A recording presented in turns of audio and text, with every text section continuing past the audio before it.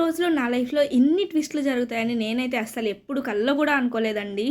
ఆ ట్విస్ట్‌లు ఏంటో మీరు గూడా నాతో పాటు చూసేయండి. ఈ వీడియో లాస్ట్ వరకు చూడండి, మీకు చాలా క్లారిటీ వస్తది. ఇదైతే నేను కార్తీక పౌర్ణమి రోజు ఫాస్టింగ్ చేద్దాం, ఫాస్టింగ్ ఉందాము అని చెప్పి ఉపవాసం ఉందాం, పూజ చేసుకుందాం అండ్ వాయినాలు ఇచ్చుకుందాం అని చెప్పి తీసుకున్న వీడియో అనమాట. A day in my life with hectic work అనమాట. ఇన్ కార్తీక మాసం పౌర్ణమి రోజు ఎలా చేశాను ఏంటి అనేది ఫస్ట్ అయితే పూజ చేసేసుకున్నాను ఇంట్లోనే.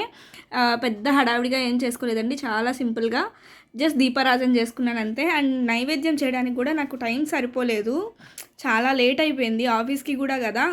సో నేనైతే ఫాస్టింగ్ చేసేటప్పుడు ఓన్లీ లిక్విడ్స్ తీసుకుంటానండి, సాలిడ్స్ ఏం తీసుకోను. కాఫీ కానీ జ్యూస్ కానీ అలాంటివి తీసుకుంటాను అంతే. సో మార్నింగ్ కాఫీ తాగుదామని చెప్పి పాలు పొయ్యి మీద పెడితే ఫస్ట్ రాంగ్ స్టెప్ ఇక్కడే పడిందండి. రాంగ్ స్టెప్ అంటే రాంగ్ స్టెప్ కాదు, ఒక నా దరిద్రం స్టార్ట్ అయింది. పాలు అయితే విరిగిపోయినాయి.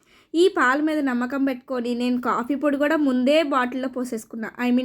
ఒక ఆఫీస్కి వెళ్ళిన తర్వాత తాగుదామని చెప్పి ముందే పోసేసుకున్నాను. పాలైతే విరిగిపోయినాయి. అండ్ ర్యాపిడో అబ్బాయి వచ్చేసారు.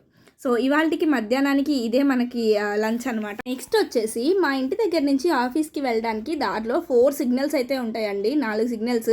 కరెక్ట్గా నేను ఆ సిగ్నల్ దగ్గరికి వెళ్ళంగానే రెడ్ సిగ్నల్ పడింది.